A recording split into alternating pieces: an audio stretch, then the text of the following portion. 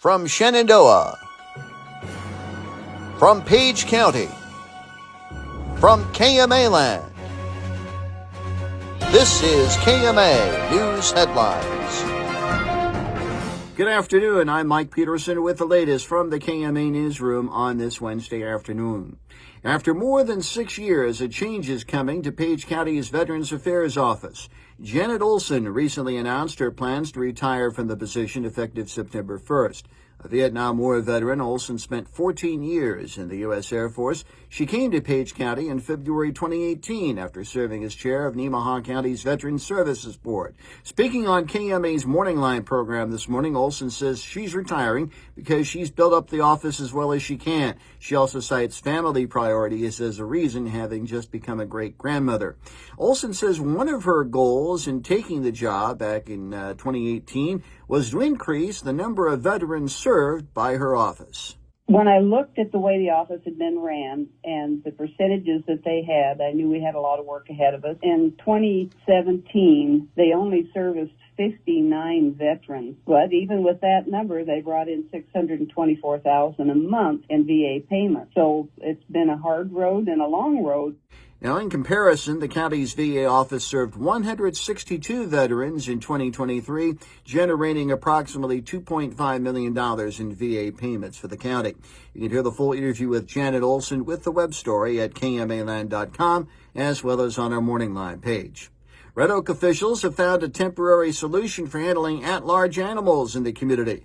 Earlier this week, by a 4-0 vote, the Red Oak City Council approved a preliminary animal services agreement with Oak Valley Hospital Health, or Oak Valley Animal Health, rather.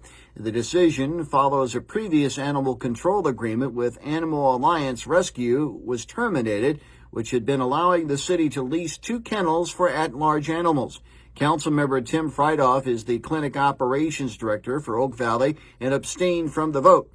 Friedhoff says the agreement formalizes the process the vet clinic has done in the past, allowing the city to board at-large animals at the facility under the city's account if they have the capacity to do so. Montgomery County officials are among those coping with action taken in the 2024 Iowa legislative session. Signed by Governor Kim Reynolds, Senate File 2442 changes methods of determining county officials' compensation. Among other things, the measure eliminates county compensation boards as of July 1st. Officials of the Iowa State Association of Counties covered that legislation and others at a recent meeting. Montgomery County Supervisor Donna Robinson was among KMA land officials in attendance. Robinson says the supervisors have 2 options regarding the comp board's dissolution, including its reformation.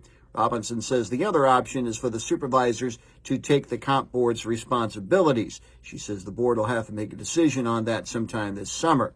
History and adventure awaits students in the Essex School District in the next week and a half. 18 middle school students and a team of chaperones embarked early this morning on a 10-day road trip to the East Coast, with most of the time spent in Washington, D.C.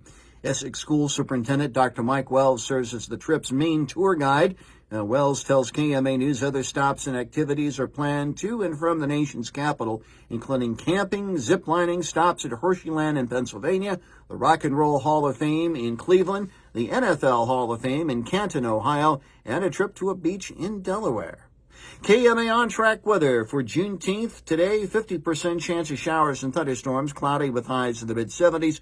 40% chance of showers and storms tonight, mostly cloudy, lows in the mid-60s. More news online at KMAland.com. Have a great rest of your Wednesday. Mike Peterson, so long, my friend.